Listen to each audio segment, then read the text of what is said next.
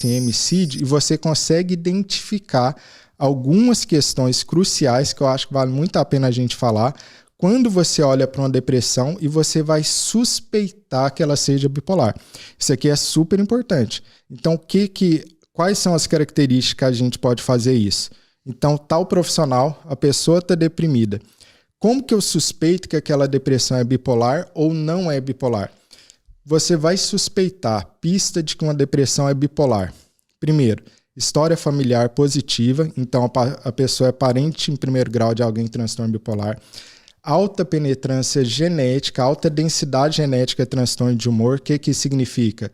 3 gerações seguidas com transtorno de humor. Avô, pai e filho. Começa a desconfiar disso. Terceiro, abrir o quadro de depressão antes dos 20 anos de idade, justamente por isso que a gente está falando. Depressão antes dos 20 anos de idade é muito mais comum ser bipolar do que unipolar. Quarto, se mulher teve depressão no pós-parto, em especial psicose, precisa pensar nisso. Quinto, se existe na clínica uma depressão que tenha ganho de peso ou intensa sonolência ou hipersonia, dorme mais de 10 anos. Isso é o que a gente chama de uma depressão com sintomas neurovegetativos reversos. Ao invés de perder o peso e ter insônia, ela ganha peso e ela dorme mais de 10 horas por dia. Isso já é um sinal característico de depressão bipolar. Não fecha o quadro, mas vai suspeitar.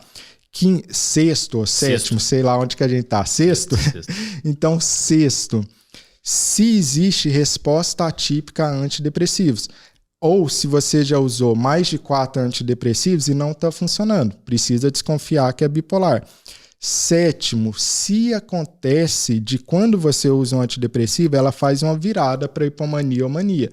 Obviamente, eu preciso desconfiar que isso é transtorno bipolar. E, finalmente, olhar para quadros que se repetem demais. Começou a ter mais de 4 episódios depressivos ao longo da vida, está muito recorrente esse episódio depressivo. Eu preciso começar a pensar como transtorno bipolar. Você vê, então, que a gente está indo muito além do DSM-5 ou de CID. Você está vendo características ao longo da vida da pessoa, desde história familiar, quando que abre o quadro, qual o tipo de apresentação de depressão que essa pessoa tem e qual o tipo de resposta que ela tem antidepressivo, para que você possa identificar aquela depressão. Peraí, isso daqui é transtorno bipolar, isso daqui não é depressão unipolar. E por que você precisa fazer isso? A gente conversou antes. Fases de ativação é só 1% do tempo em média no tipo 2 e 10% do tempo em média no tipo 1. Você não pode contar com, eu vou ver isso na minha frente, porque é o menor tempo. A pessoa vai estar muitas vezes em depressão. Eu acho que é isso que falta, em geral, na população. Quando você começa a explicar essas pistas, características da depressão, como pistas, como se você fosse um detetive, para desconfiar que essa depressão é bipolar, um monte de gente começa a se reconhecer nisso. Pai, peraí, eu já usei 4 antidepressivos. Isso é comum na prática. Muito comum. Acho que é o mais comum de todos. Muito, porque o cara já tomou uma carambada de antidepressivo e nunca respondeu. Ficava irritado, aí parava de tomar. E esse é um problema, porque às vezes muitos profissionais que não conhecem vai pensar o quê? Que a resposta atípica, diferente a um antidepressivo, é fazer mania, mas isso é raro. O que a gente vê no consultório de verdade? Toma um antidepressivo e fala, é igual tomar água, não vi diferença nenhuma.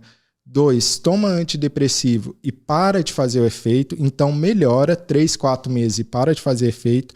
Ou 3, toma antidepressivo e faz estado misto, não é virada. O que acontece? A pessoa fica mais irritada, mais ansiosa, mais inquieta ou mais ativada à noite. Minha cabeça liga à noite e eu não consigo dormir, eu fico mais ligado à noite. É isso que acontece para a maioria das pessoas com uso de antidepressivo.